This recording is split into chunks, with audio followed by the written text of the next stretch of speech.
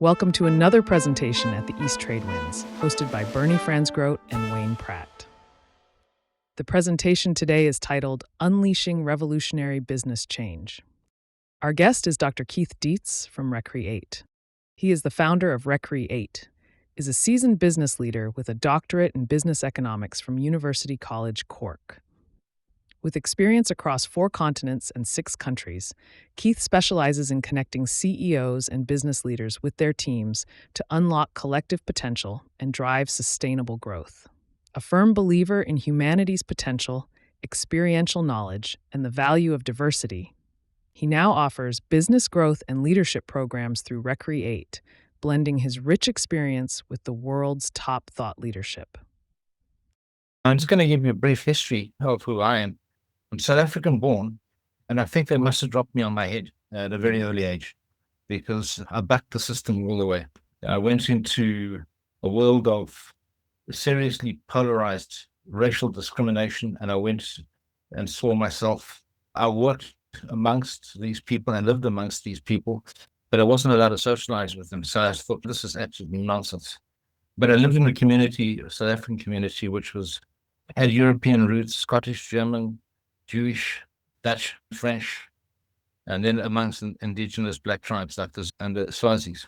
But I was constantly getting into trouble because I had questions. And the questions were as to why white folks lived with such great privilege and black folks didn't. But fortunately, and I say this without disrespect to my parents, they were apathetic enough and socialites enough for me to actually decide that I could actually just basically get on with life without much involvement. And my questions were always about, why do we live like this? So I started questioning. I got expelled, and I got beaten, and the more expelled and more beaten I got, the more I asked questions. Then I ended up in the military, in counterinsurgency, in the South African Bush War, and suddenly realized that my relationship with indigenous people made life a lot easier because in spite of the Western standards of how we think and how we should do things, they were actually brilliant people. They were my greatest teachers. So when I finished that military stuff, I ended up being in a diamond and gold prospector in very remote areas. And again, I was working with local crews who were tribesmen, and I realized these guys knew some stuff that I would never have learned from many people. They knew their systems well. They knew how to run their businesses well. They knew how to trade well. And they gave me a huge sense of curiosity about the world. One of the other things that I did do is I eventually became a bush pilot just before the days of the internet, and we were trying to figure out how to market. So I did a lot of aerial marketing. And as the story unfolded, I went to colleges and universities, and I went through them, and I always came out of a college degree or a master's degree saying, so what? What now? And then somewhere in about, I think it was when I turned 51, I was told that there was a course being run by 2 Harvard professors. And I was wondering whether a strange bloke like myself now, with strange ideas, would actually find fertile ground there. So I said, I'll give it a crack. And off I went, and I was surprised to see that the way these tribesmen were thinking at the time and the way their systems were working, which predate our Western systems by thousands of years, were actually quite unique. So I had to put this into words. The idea was to try and get people to understand that if you get into a world of ease and you get into a world of joy. So when I was amongst the tribesmen, they were, no matter how hot it was and how difficult it was and how strenuous and arduous the tasks were, they always seemed to be happy. And they could talk. Man, they could talk and laugh. So I then put that down in a dissertation, which took me about 7 years. And from it, I then created a piece of work about what I believe really good adult education is. Because having gone into these colleges and universities, and there's no offense intended, I didn't come out of there feeling really inspired. I came out of there thinking, so what was that all about? So I then started looking at adult education from a very different perspective, and then integrated growth, personal and business growth into that. So I was famous for sitting with the old packet of cigarette boxes with a packet that had 30 cigarettes and a pencil and a calculator. And I was always working stuff out. So eventually I knit that all together and I said, there's a different way to do things. So I trained as a coach, did the old MBA story, the doctorate, and I came out of it with a very different question. When are we actually learning? When are we actually starting to achieve what we want to achieve without actually breaking our heads? And then I had to learn a new skill to unlearn everything that I had learned. And that is when the workshops came into place. And the workshops were there to give adult learners the space to be able to really deal with the unsaid, right? In a very safe space. Say what it is they need to say. And I worked on the theory that if you don't tell me about yourself, I will never know you. You may have an insight that I would never have had. And it comes from those early days of actually growing up in Africa. We spoke about everything. A black man and a white man weren't allowed to be in the same space. I was in their space all their time. And we laughed a lot and we learned an enormous amount about each other, but not just about each other's cultures. We learned a lot about the way we were thinking. Now, if you look at the amount of stuff that flows through LinkedIn, it's unbelievable. There's a theory of this, and there's a theory of that, and there's a theory of this and that, and another theory on top of that. And this works, and that doesn't work, and this works, and if you do this my way, what a lot of malarkey. So for me, when you're moving into that space of having a proper conversation with another person, both people, strangely enough, are listening because they're curious about each other. We are in the greatest learning space ever. No matter how smart your professor is, he may be 8 foot tall. He may have a big Meerschaum pipe. He may wear tweeds, but he is not going to get my attention unless he talks to me and he listens to me and I listen to him and we have these conversations. So what we did is we created that space. And it sounds very simplistic, but it's actually not. A lot of the stuff comes from American business schools. One of my greatest teachers is now dead. It's not my fault, but he was a brilliant educator. There's another one who's a Canadian, a guy called Henry Mintzberg. Unbelievably good guys. But the approach to education and business and growth is completely different to what's being rammed down our throats from business school. So I thought, all right, I better put something together. So what I did is during the pandemic, and I'm busy, by the way, I've got quite a nice clutch of clients and I keep myself going. I keep them harassing them. They harass me. We have a good laugh. And every now and then we fall off the wagon and got a bit of abuse at each other. But we just get on with it, really. Because we work in a world of living with a place where we are dealing with the unsaid all the time. Difficult conversations become easy. Discomfort becomes a more relaxed way of being. And there is no smoke and mirrors, or we blow it away as fast as we can. So then I set up these workshops, and the workshops were designed to integrate the thinking of Bernie, the thinking of Wayne, the thinking of Percy, the thinking of so many people in the room, and then to actually go into practice immediately. So when I finish a workshop, I actually go into practice with individual and clients, and I bring up certain subjects, and then I share knowledge and experience, learning by doing. Shared experiences, lived experience, kicks ass. The rest you can keep. So that's where I operate from. And does it work? I could sit here and do a proper USB where I put up my hands in the air and stand up in front of you with the suit on and tell you how bloody marvelous I am. But the fact of the matter is I'm glad to tell you that I have grown and turned around big businesses. And the reason these guys have used me is because I offer them a place to really roll the sleeves up. And I've seen rants like you've never seen in my life. And I just think they are the best things in the world because now we're starting to get to know who that person actually is. And now I know more about him and he knows more about me.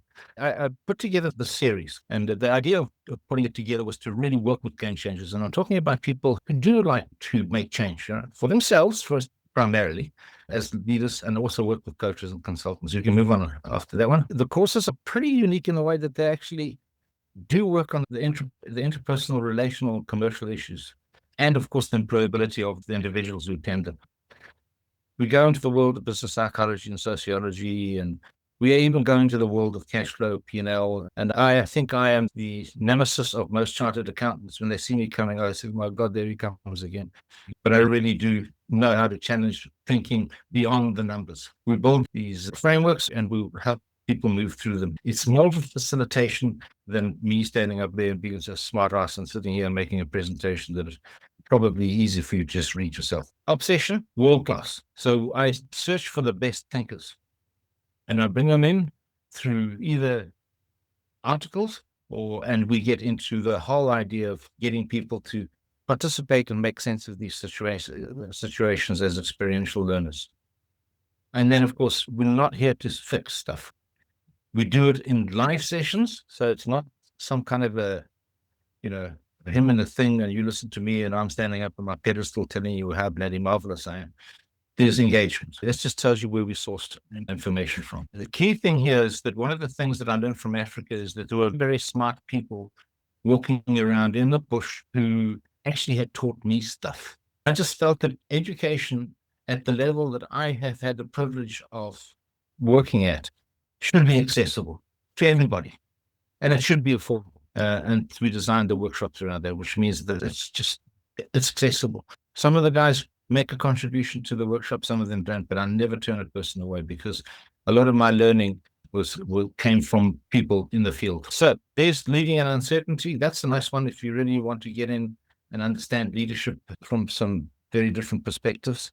It's not everybody's cup of tea because it often leans into the sort of geopolitical, economic stuff, which I think is actually damn good. I think it's very funny because some of the leaders we've got out there running countries, at least we have the ability to have a voice in terms of how we might want to do it and how we might want to teach each other to do it. So that's a pretty good one to come to. I like it, and it's very well attended from all over the world. It's a group participation. How do I grow my networks? How do I actually build a portfolio of clients? What is it all about? It moves into the relational stuff, and it also gives you a place to actually get in there and actually practice. I think you guys call them USPs. It's such a strange word. What's a USP? Unique selling proposition. Yeah. When in fact, all the clients that I've onboarded were through conversations, and it actually became a relationship and a sharing of experience and how I do it and how they would want to do it. And then we actually get into that blended learning environment, and it's been very successful. So that's that high value networks thing. I actually quite like it because I think we've run it. I don't know how many iterations we've had of it, but it's good fun because often people in the room who are working with you can teach you stuff. Are you with me? So you're sitting there as you don't know it all. And then some guy says, what about that? And I said, oh, geez, I don't know about that. And then everybody learns through the experience. Yeah. And of course, it's online and it's live and it's peer-to-peer. It's good for individuals and it's also good for businesses.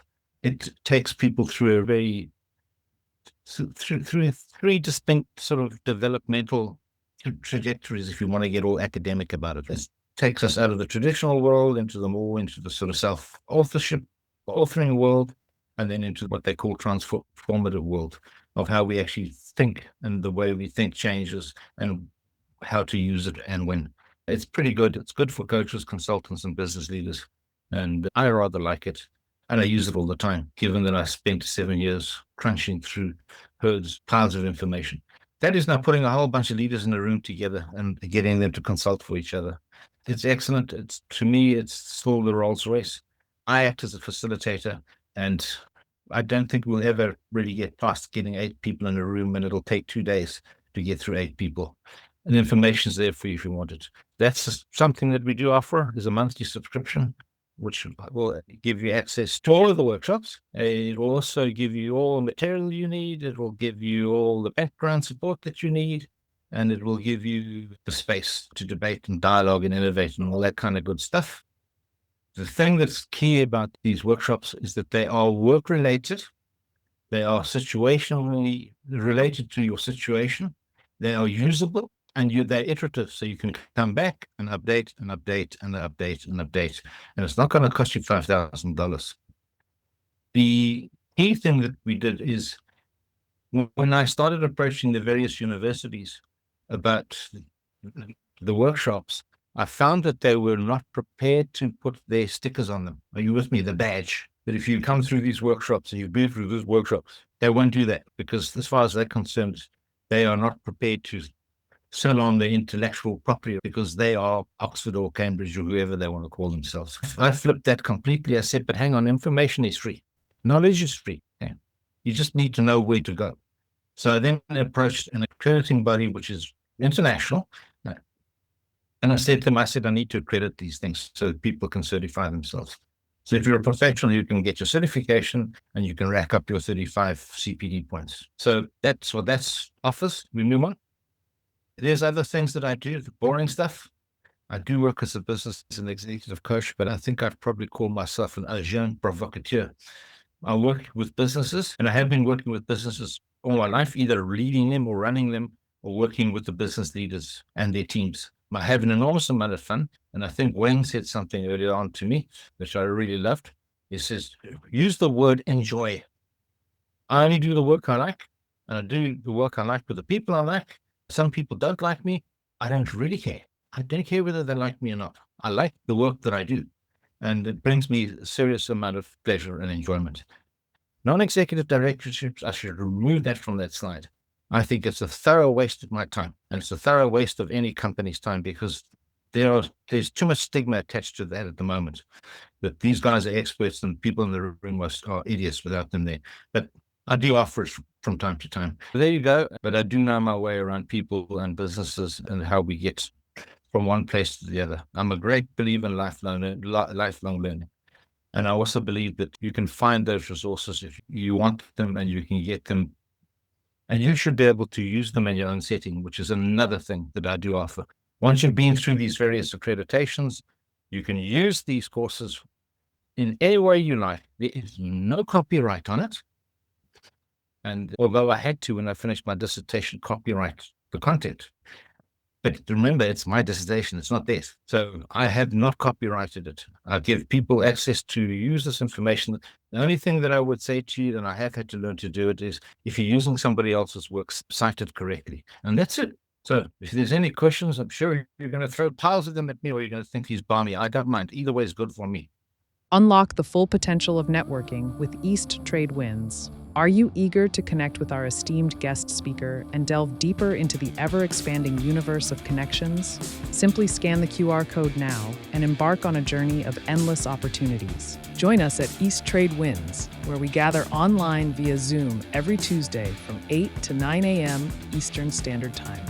Whether you're a seasoned professional or just starting out, you're welcome to connect with us. Seize the moment, register for free, and start exploring today. Fancy sharing your insights as a guest speaker? We're looking for you. Reach out to Wayne Pratt to ignite your speaking journey. Email him at wayne@motivateyou.ca or connect with Wayne on LinkedIn. Don't wait. Take action and be a part of a global community that's shaping the future of business networking.